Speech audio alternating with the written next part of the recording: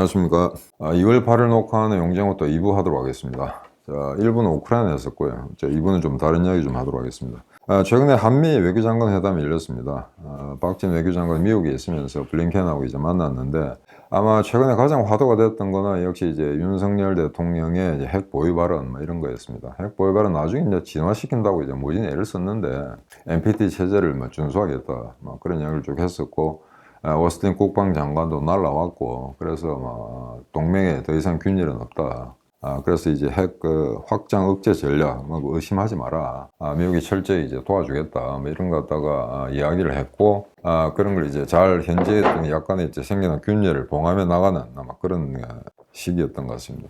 그런데 이제 한미 외교장관의 그 내용 중에 요즘에 약방의 감초처럼 늘 나오는 이야기였습니다. 한미일 삼각협력의 어떤 중요성 이렇게 다시 한번 강조했었고요. 근데 이제 대표님이 말씀하셨습니다만 최근에 굉장히 이제 고무적인 여론조사가 있었습니다.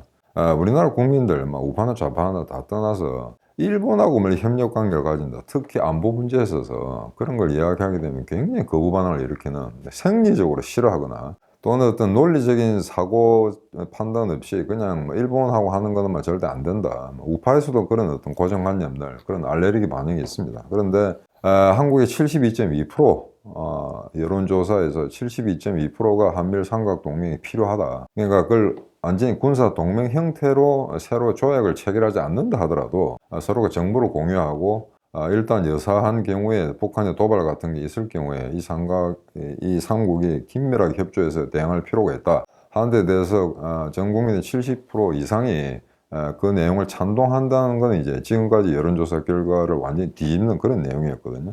그래서 이런 문제는 나중에 또 시기가 달라져서 상황이 달라져서 어떤 조사가 나올지는 모르겠습니다만, 이런 측면에서는 이제 전 정부가, 윤석열 정부가 좀 더 긍정적으로 적극적으로 한미일 삼각동맹의 어떤 프레임워크를 유지 발전시켜 나가는 아마 그런 노력을 기울여도 큰 문제가 없을 것 같습니다. 만약에 이게 국내적으로 지지를 받지 못하는 그런 상황 같으면 상당히 어렵겠죠.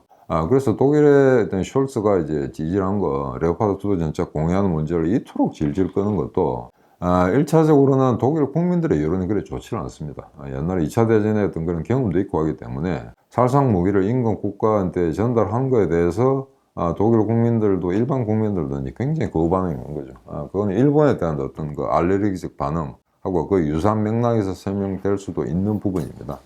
그래서 지금 이거는 조금 시간을 두고 보면서 앞으로 이 문제가 어떻게 한미일 이 삼각 관계가 어떤 식으로 지금 좀 더 구체성을 띄고 갈 건가 하는 거는 이제 좀 더 두고 봐야 되겠고, 지금 현재 섣불리 이렇게 될 거다, 이렇게 안 될 거다라고 예단하는 건 좀 어려운 것 같습니다. 자, 그런 이런 와중에 한 가지 들리는 이야기 하면, 여러분들 영김이라고 아십니까? 공화당 소속의 이제 한국계 미 하원의원인데, 이 사람이 최근에 미 하원 인도태평양 소위 위원장에 임명이 됐습니다. 전에는 이제 아태 소위라고 했습니다. 아태 소위, 아시아 태평양 소위라고 했는데, 요즘에는 아시아라는 이름을 안 쓰기로 했기 때문에 조금 생경합니다만, 인도 태평양 소위 위원장에 영김 의원이 선출이 됐는데, 이 사람은 제가 여러 가지 한국에도 몇 번 왔었고 인터뷰한 내용도 봤었는데, 공화당 소속임에도 불구하고 특바는 아닌 것 같습니다. 특바를 그 특바가 아니면서 트럼프를 갖다 직접적으로 비판하지는 한 적은 별로 없습니다만, 그럼에도 불구하고 공화당 내에 어떤 그 맹목적인 트럼프를 밀고 있거나 트럼프의 어떤 의지를 반영하고자 하는 그런 어떤 추한 모습을 보인 적은 없습니다. 그래서 한국계 그러니까 아무래도 한국에 대한 심파티도 있을 것 같고요. 그래서 아마 윤석열 정부와의 어떤 협력 관계 이런 차원에 있어서는 좀 더 보편다당한 그런 결과를 얻을 수 있지 않을까. 그래서 앞으로 영김 의원의 어떤 역할이 기대가 되는데, 제가 알고 있기로는 VOA 뉴스라든가 그다음에 CNN이라든가 일반 매체에 나왔을 때 하는 메시지 전달의 내용이나 형식이나 이런 걸 봤을 때 영김 의원은 그렇게 함부로 문제를 일으킬 만한 발언을 하지 않을 거다. 그런 게 좀 예상이 되고 있습니다. 그래서 지금 이거와 더불어서 지금 솔솔 언론에 나오는 게 이제 윤석열은 이제 방미 계획인데요. 아마 빠르면 4월 정도에 추진되지 않을까. 4월 정도에 만약에 된다면 지금 굉장히 바쁠 때입니다. 다 준비해야 되죠. 주요 의제들 일정 어떻게 할 건가. 그래서 이제 제가 말씀드렸습니다만, 이게 스테이트 비지트, 국빈 방문을 추진하려고 하는데, 작년 5월에 지금 취임하고 나서 아직까지 미국을 공식으로 방문한 적은 없습니다. 그러니까 바이든과 소위 말해서 국빈 차원에서 스테이트 비지터 차원에서도 두 사람이 의자에 앉아서 이야기한 적이 없다는 거죠. 여러 가지 숱한 기회에 만나긴 했었습니다만, 작년에 바이든이 처음으로 왔을 때는 그때는 이제 일본에서 무슨 일이 있었고 했기 때문에 잠깐 일본에 있던 그 회의 참석을 위해서 한국에 들렸다고 옮긴 겁니다. 그리고 10월 달에는 이제 유엔 총회를 계기로 이제 만났던 거지, 한국만을 위해서 딱히 이제 방문 일정을 잡았던 건 아닙니다. 그래서 이번에 4월에 가게 되면 이거는 어떤 경우에도 국빈 방문 형식으로 만들어야 되는데, 되게 국빈 방문을 하게 되면은 이렇게 되죠. 미국의 바이든 대통령이 언제 가는데 윤석열이는 언제 오라, 이렇게 되게 조율을 하게 됩니다. 일방적으로 한쪽이 가는데 한쪽은 올 가능성이 없다, 이렇게 되면은 국빈 방문이 성사되지 않을 수도 있습니다. 근데 이번에 가는 건 아마 외교부가 총력을 다해서 국빈 방문으로 만들려고 하겠죠. 그러면 이제 국빈 방문 시에 가장 중요한 거는 어떤 대통령이나 총리가 미국에 왔을 때 가장 그 사람을 안어하는 거. 그거는 뭐냐 그러면 이제 상호한 합동, 의회에서 연설을 하게 하는 겁니다. 제가 이제 충분히 아마 지난번에 말씀드렸던 것 같은데, 문재인과 노무현은 그 단상에 서지를 못했습니다. 미국 의도적으로 제외시킨 거죠. 그게 좀 부실하긴 하지만 그래도 우파라고 이명박과 박근혜 대통령 의회 연설을 시켜줬거든요. 그래서 이번에 문재인, 고직전 대통령 문재인과 차별화시키기 위해서는 윤석열은 반드시 상하 의원 공동 그 자리에서 아마 연설을 해야 될 겁니다. 그게 아마 최고로 이제 그 존경을 받았다, 예우를 받았다 하는 게 증거가 되기 때문에, 그래서 그게 빠지게 되면은 다른 거 뭐 예산 행사 같은 거 아무리 추진해봐야 별 의미가 없게 되겠죠. 그래서 아마 그게 아마 핵심이 될 것 같은데, 일단 최근에 여기서 그럼 두 사람이 바이든하고 윤석열을 만나서 무슨 이야기를 할 거냐. 아마 대단히 많은 이야기가 있겠습니다. 그 중에 딱 하나를 집어 이야기하자면은, 대중 어떤 그 봉쇄 구도, 포위 구도에서 한국이 가장 약한 꼴이다. 그래서 그걸 아마 굉장히 이번에는 노골적으로 강조하지 않을까 싶습니다. 물론 대놓고 태결하라, 중국과 미국 사이에서 태결하라, 이런 식의 표현법은 쓰지 않겠지만, 일단 지금 C4를 중심으로 한 반도체 동맹 이런 데 대해서 일본하고 네덜란드가 아주 활발한, 아주 적극적인 행보를 보이고 있지 않습니까? 그런 데 대해서 아직 한국은 묵묵부담이기 때문에, 여전히 레토릭으로서는 한미동맹이 어떻다? 자, 여러분들 생각해 보십시오. 1953년에 휴전이 성립되지 않습니까? 한국전쟁 끝나고 나서. 그러고 나서 올해가 70년 되는 해입니다. 2023년이라는 게 70년의 맹방, 혈맹이었다는 거죠. 그런데 아직도 이제 경제면 또는 이제 부분적으로 안보 면에서 있어서까지 이제 중국이 기대는, 중국의 어떤 건설적인 역할을 기대하는 걔네들을 전략적 파트너라고 부르는 이런 행위들, 이게 과연 타당한 이야기인가, 이런 점에서 여전히 우파 정권으로 바뀌었음에도 불구하고 미국에서는 계속해서 한국을 의심의 눈초리로 본다. 그래서 이번에 윤석열이 가게 되면 그런 의심의 눈초리를 불식시킬 수 있는 그런 메시지를 미국에 전달해야 됩니다. 전달하고 그 다음에 미국은 그걸 받아들이고, 그런 차원에서 얼마 전에 부실하긴 합니다만 충분치는 않습니다만 윤석열 대통령이 인도 태평양 전략이란 단어를 쓰면서 그에 대해서 코미트하고 그에 대해서 적극적으로 기여를 하겠다라고 입장을 밝혔기 때문에, 물론 그 구체 내용을 살펴보면 별 내용도 없습니다만, 여하간 그런 아젠다 세팅을 했다는 거, 그런 인태 전략을 이야기했다는 것만으로도 충분히 의미가 있다고 대내적으로 평가를 받고 있는 것 같습니다. 자, 그러니까 일단 내질렀죠. 내지르고 난 다음에 구체적으로 우리가 뭘 할 건가, 그 다음에 이러이러한 방향으로 한국에 기여를 할 건데 그에 대해서 미국은 어떤 방식으로 협조해 달라, 이런 좀 더 구체성 있는 이야기를 해야 됩니다. 이번 스테이트 비지트 때.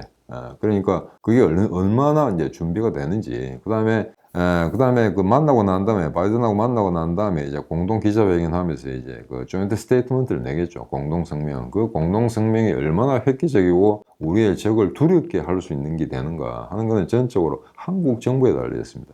미국은 열려 있습니다. 너가 하는 거 대충 다 받아주겠다. 다만 기본 노선, 대중 포위 구도라는 거, 이걸 제대로 인식하라. 이게 미국의 가장 철저한 메시지거든요.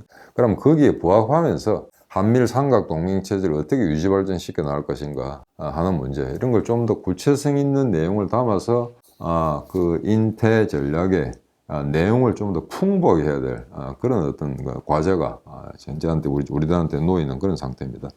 그런데 지금 이 상황에서 중국 이야기가 나왔습니다만, 블링켄이 박진하고 만나고 난 다음에 얼마 안 있어서 바로 중국을 방문할 예정이었는데, 이게 하나 또 해프닝 발생했죠. 중국의 정찰 열기구, 이게 처음에는 언론에서 풍선이라고 했습니다만 풍선이라는 게 좀 이상하지 않습니까? 우리가 어릴 때 갖고 놀던 풍선. 그래서 이거는 열기구, 아마 기구가 맞습니다. 헬륨 가스를 집어넣어 가지고 올리는 건데 아마 동력은 아마 태양열 그 플레이트 같습니다. 근데 참 어처구니 없는 게 이게 지금 냉전 시절도 아니고 이때 이런 일이 발생하는데 참 웃기는데 중국의 정찰 위성이 미국 상공을 날랐다.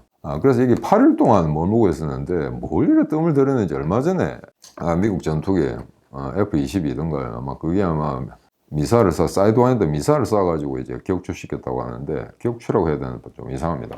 근데 이게 왜 그러면 그 비싼 사이드와인더 미사일 이런 걸 쓰느냐. 옛날에 그와 유사한 열기구 같은 게 있었을 때 기관총을 쏴봤다 이겁니다.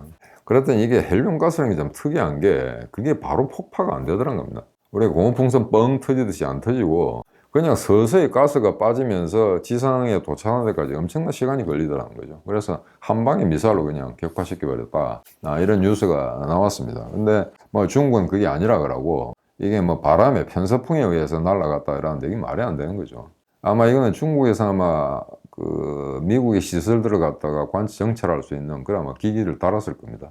그래서 얼마 전에 그걸 격추시키고 나서 아마 잔해물들을 수거했기 때문에 조만간 미국 어떤 발표가 있겠죠. 이러저러한. 처음에는 중국이 이제 유감을 표시했습니다. 이거 뭐 잘못된 거다. 그런데 유감을 표시하면서 그냥 그걸 끝냈으면 되는데 그에 대해서 이제 격추시킨 이런 내용, 그에 대해서 또 미국을 비방하고 나왔다 이거죠. 그러면 입장을 바꿔서 생각해 봅시다. 만약에 정착 열기구가 북경 상공이나 상하에 떴다고 그러면 이 짱깨들 어떤 행동을 보였겠죠? 난리 났었겠죠. 예. 근데 그걸 가지고 미국을 조롱하는 그런 만화들을 만들어가지고 이제 황구시보 같은 데 지금 게재하고 있는 모양인데 아마 이 열기구가 떴던 이동 경로를 보면 처음에 캐나다 남쪽에서 아마 이렇게 이동해서 남동쪽으로 열기구 움직였던 모양인데 이제 하나 흥미로운 거는 몬타나라든가 그 인근 주변에 그 주변 지역에 미국의 미사일 기지, 그 다음에 전략 폭격기가 대기하고 있는 그런 시설들이 있는 곳입니다. 그러니까 분명히 카메라로 봤겠죠. 근데 원래 이제 영공이라는 거는 이 100km 그 이상, 고도가 100km 이상 되는 건 영공이라고 하지 않습니다. 그리고 그 카만 라인이라 해가지고, 제가 알기로는 뭐 카만이라는 게 뭐 헝가리계 미국 우주 천문학자 같은 사람이었던 것 같은데, 그 사람 이름을 딴 걸로 알고 있습니다. 그래서 이제 이게 미국 땅이라 그러면 100km 그 안으로 들어오면 안 되는 거죠. 외국의 비행기라든가 비행물체가 떠서는 안 됩니다. 그 이제 이상한 관계 없죠. 그런데 이 열기구는, 이번에 중국이 보낸 이 열기구는 뭐 20km, 24km, 25km 그 정도 고도니까 이거는 명백히 미국의 영공을 침범한 게 됩니다. 국제법적으로, 국내법적으로 이걸 중국을 규탄한다든가 이 열기구를 그냥 격추시키는 건 아주 타당한 그런 법적 근거를 가지고 있습니다. 그래서 이게 아마 지금 상당히 아마 이거 가지고는 논란이 많을 것 같은데, 그러다 보니까 중국을 방문을 하려고 했던 클린턴이 이제 방중을 취소해버렸죠. 일부 언론에서는 연기, 포스트폰이라고 나왔습니다만, 당분간 특별한 계기가 모색되지 않는 한 이런 중차단 일이 벌어졌을 때는 당장 방중 일정을 잡지 않습니다. 미국 그건 뭐 어느 나라나 다 마찬가지입니다. 그래서 또다시 아마 상당한 냉각 기간을 가지게 되지 않을까 이렇게 생각되었는데, 트럼프는 뭐 당장 격추시키라고 이야기했죠. 근데 처음에는 국방성에서 좀 이렇게 좀 시간을 좀 끌었던 것 같습니다. 당장 격추시켰을 때 그 민간 시설 피해가 있을지 모른다, 뭐 이런 문제들. 그러면 야간을 지금 현 단계에서는 격추를 시켰습니다. 그래서 그걸 가지고 이제 제대로 대응을 못했다고 이제 미국의 공화당들이 바이든을 규탄하는 성명서까지는 낼 모양인데 좀 두고 보도록 하겠습니다. 근데 이 상황에서 이제 얼마 전에 제가 말씀드렸습니다만 미국의 이제 마크 밀리 합참의장, 이 합참의장이 그랬던 것 같습니다. 이게 아마 바이든 행정부에서 이게 당장 조치하자라고 했더니 100% 확인 안 된 이야기입니다. 제가 어떤 다른 소스에서 들었는데 이 마크 밀리 합참의장이 이걸 당장 없애버리면 중국과의 관계에 뭐 문제가 있다는 둥, 뭐 이런 핑계를 대면서 시간을 좀 끌었던 것 같습니다. 마크 밀리라는 사람 좀 행보가 좀 이상하지 않습니까? 전에 아마 트럼프 때도 그런 식의 행보를 보였던 것 같거든요. 당장 중국에 대해서 제재를 가하겠다, 뭐 전쟁을 불사하겠다라는 그런 막말을 갖다가 이제 트럼프가 했었는데, 그걸 가지고 지가 뭐 중국 측에다가 한 라인으로 전화를 해서 걱정 마라, 그럴 리는 없을 거다라고 하는데, 과연 그게 트럼프 행정부 때 대통령이나 또는 그 위에 국방장관이나 이런 사람들의 이야기를 통해서 전달한 내용인지 아니면 지 마음대로 전하는 내용인지, 그것도 아직 지금 이 시각 현재 확인이 되고 있지 않습니다. 그래서 이놈도 하여튼 이 군복을 입은 숄츠 같은 놈이 아닌가라는 생각이 드는데, 이번 중국 기구 해프닝, 열기구 해프닝에서도 상당히 찌질한 모습을 보였다는 게 이제 여러 가지 뉴스에서 이제 나오고 있습니다. 물론 그게 CNN이라든가 각국의 9시 정규 뉴스에서 나온 건 아닙니다만, 그래서 이게 바이든 정부 또는 이제 거기서 이제 국방 안보 관계를 담당하는 사람들의 굉장히 유약한 태도, 이런 게 앞으로도 좀 문제 소재가 있지 않을까 막 그렇게 생각되고 있습니다. 여하간 지금 중국에 대한 어떤 미국의 압박은 막 계속되고 있는데, 최근에 상당히 고무적인 거는 이제 필리핀이 지난번에 이제 선거가 있었고 거기에 굉장히 친중 행보를 보여왔던 그런 마르코스에 대해 아들이 이제 대통령이 됐는데, 최근에 미국의 발빠른 행보를 보이면서 필리핀 내에 있는 4군데의 미군 기지를 재가동하는, 미군 기지를 건립하는 그런 데 합의를 한 것 같습니다. 이거는 당연히 그래야 되는데, 지난번에 이제 두테르테 이 필리핀 대통령이라는 게 굉장히 애매한 입장을 취했죠. 어찌 보면 굉장히 극우파 같은 그런 강성 우익 같은 그런 대통령인데, 또 미국하고는 또 부분적으로 각을 세우고 중국과도 이제 거래를 하는 이런 좀 이제 종잡을 수 있는 그런 정치적 행보를 보인 대통령이었습니다. 그래서 이제 이번에도 명백히 친중파에 가까운 그런 마르코스 아들이 대통령이 되니까 이거 동남아 지역의 안보 정세에 상당히 균열이 자초되는 게 아닌가 그런 예측들이 있었습니다만, 다행히 지금까지는 마르코스 필리핀이 이제 그 친미 행보를 보이는 식으로 아마 평가가 되는 것 같습니다. 그래서 지금 이거 지난번에 말씀드렸습니다만, 이제 필리핀이 말레이시아도 마찬가지입니다만 거기 어떤 국수주의적인 좌파가 되었든 우파가 되었든 민족주의 성향을 부추기는 그런 사람이 총리나 대통령이 되었을 때 꼭 이 미군기지 철수 이런 문제를 걸고 넘어지죠. 그래서 필리핀에서 미군이 일단 빠졌다는 건 이제 군사동맹, 필리핀과 미국의 군사동맹이 깨졌다는 걸 이야기합니다. 그러고 나서 필리핀에 어떤 현상이 봉착했냐면, 이제 그 주변 일대에 수많은 중국 함정들이 들이닥치는 거죠. 그래서 필리핀의 영해를 침범하는, 그래서 여러 가지 문제가 발생했었고, 그 어떤 특정 섬의 어떤 소유권 문제 때문에 헤이그에까지 가서 재판을 받고 가는 그런 문제가 있었습니다. 그런데 거기서 그 헤이그에서 그거는 중국 땅이 아니다, 그거는 필리핀의 땅이다라고 이야기했음에도 불구하고 중국이 합의를 하자라고 했음에도 불구하고 지금 지키지 않고 있는 그런 상태죠. 그래서 미국의 강대국이라는 게 아마 빠져나왔을 경우에 굉장히 전략적 공백이 생깁니다. 그러면 필리핀이라는 나라의 어떤 국력 가지고는 그걸 자체적으로 해결할 수가 없죠. 그래서 미국이 빠지니까 그 틈을 타서 중국이 계속해서 필리핀을 괴롭히는, 그 다음에 베트남을 괴롭히는 이런 현상이 발생하게 됩니다. 그래서 그걸 아마 이번 다시 깨달은 거죠. 필리핀이 자력으로 100% 국가 안보를 갖다가 담보할 수 있는 그런 능력이 없다면은 그건 강대국을 끌어들일 수밖에 없다는 그런 현명한 판단을 한 걸로 알고 있습니다. 이 뉴스가 굉장히 이제 도발적이었던 게 한 개도 아니고 4개가 4개 지역에 한꺼번에 미군 기지가 건립된다. 이거는 중국으로서는 이제 상당한 충격이죠. 그래서 이 뉴스가 나오자마자 중국이 이제 군용기 23대, 군함 9척을 동원해가지고 이제 대만을 치는 연습. 지금 전문가들 이야기에 따르면은 올해 내년은 좀 어려울 것 같고 2027년이 되지 않을까 그렇게 예측들을 하고 있는 것 같습니다.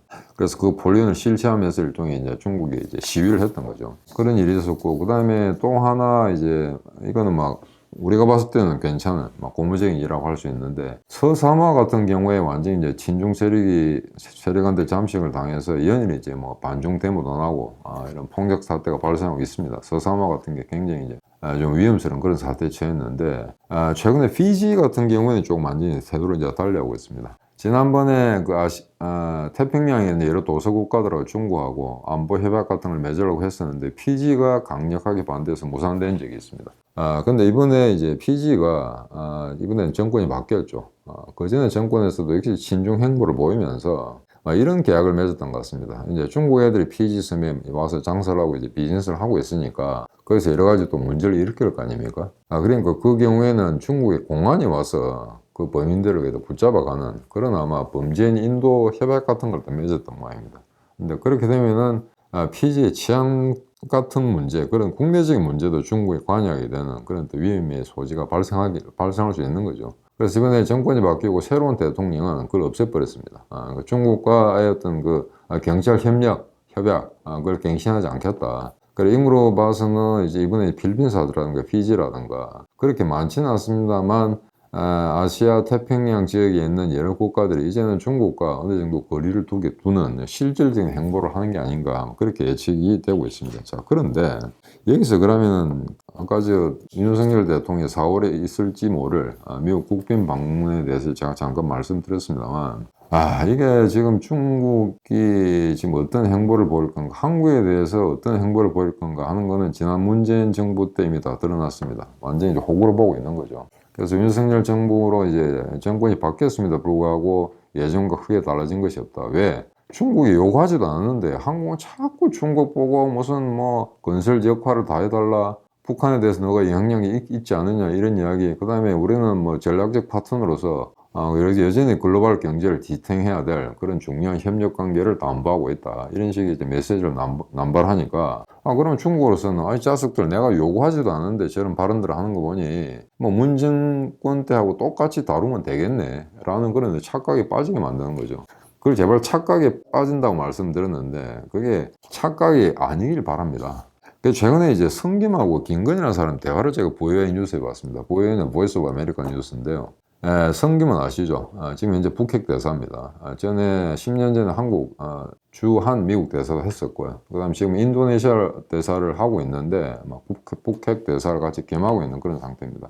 지금 김건은 지금 평화토스 한반도 이제 실장인데, 이 친구가 전에는 제가 캐나다에 있을 때 그 밴쿠버 총리사를 했습니다. 첫 번째 공관장을 밴쿠버로 하고, 그 다음에 이제 영국 대사를 했죠. 영국 대사하고 주요 요직을 다 거친 아주 똘똘한 친구인데, 미국 통입니다.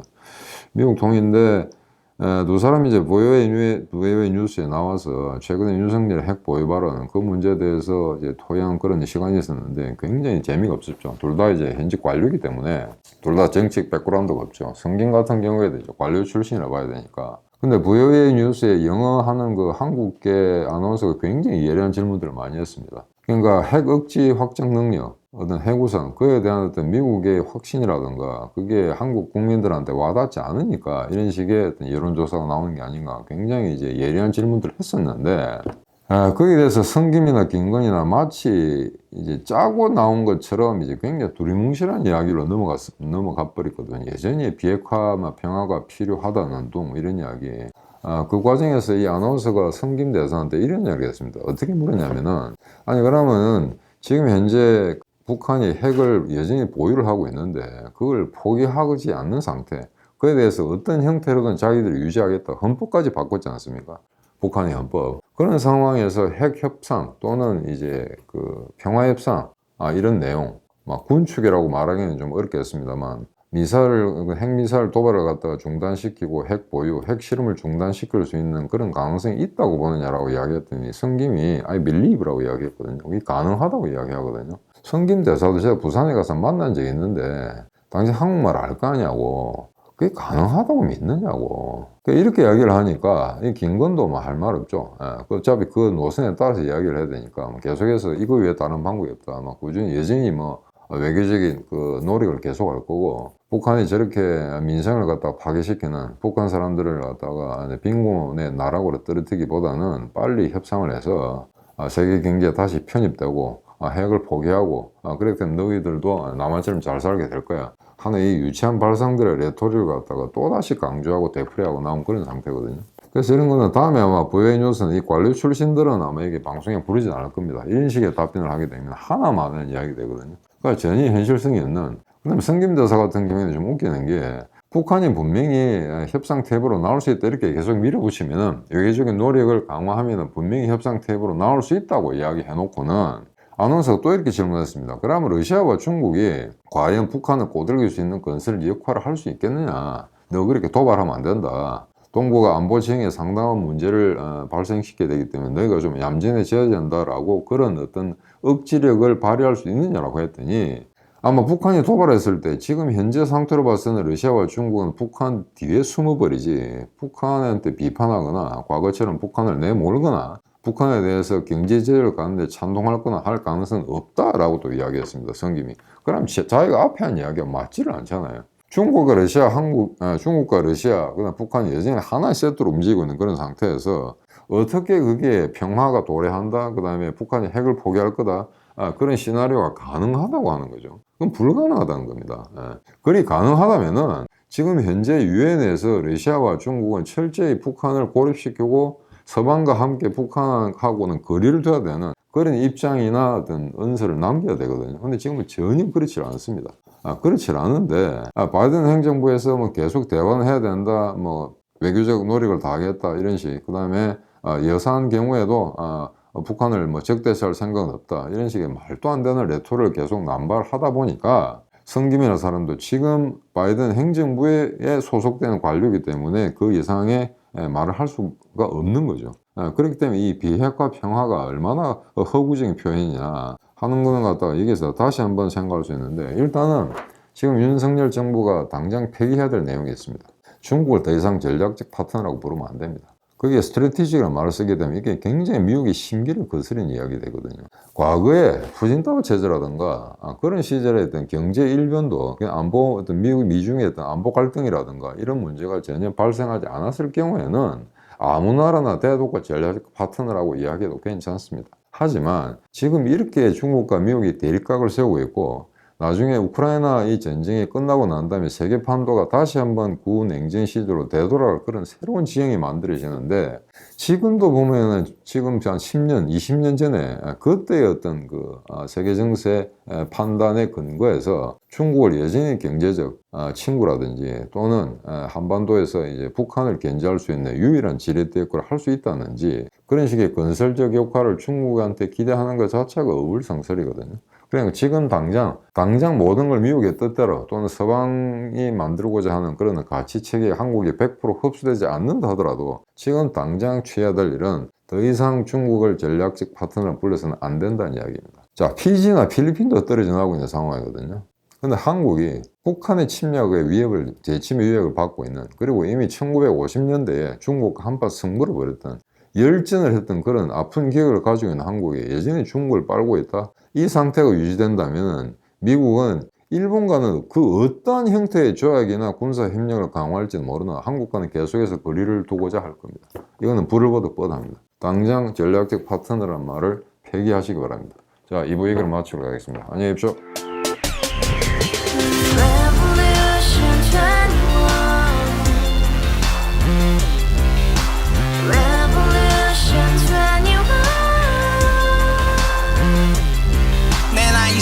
월세 30 코인빚만 300 서울에 온지 벌써 10년 아둥바둥 버텼지만 여전히 난 반지 하에 제왕 곰팡이 연문제약 내비랑 깡통망통 완전히 폭망 90원 창문만큼 작아진 내 꿈 연애 결혼 내 집 모든 게 헛꿈 1년 전 떠난 여친 울며 말했지 같이 써봤자 평생 가본 게 꼭꼭꼭하지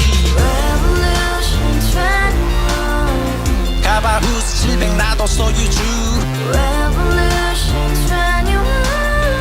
가바후스 700 나의 소주 택시기사 우라부지 마트 캐셔 울어무니 우리 집안 다 털어봤자 후줄 그래 개선민 내 미래 거기서 팍 끝난 거지 팍 더 이상 노력 따윈 괴물이 스펙 찾아서 말리 비오는 날 알바 잘려 맨날 학원 날 개쳐 발려 밤비 내리는 양화대교 홀로 걷고 있을 때 현수막에 아로 새겨진 평당 700짜리 아파트 다같이 소리 질러 혁명 21 가바후스 700 나도 소유주 가바후스 700 나의 소주 Together in the house, brand new day, and your dream had just begun. Revolution 21, only hope and happiness. 너의 곁에 내가 영원히 함께. 지금까지 정치인들 입만 열면 찝찝찝 개소리 멍멍멍 쳤다 하면 뻥 잘난 부모 만나 잘난 학교 나오면 뭐 하나 우동살이 꽉 찬 대가리 깡통 소리 텅텅 저 푸른 조원이의 그림 같은 집을 짓고 평상 4천 팔면 뭐해 평생 살 수 없는 집 내 미래 내 꿈 희망 퀵 살아나는 집 우리의 미래 혁명 21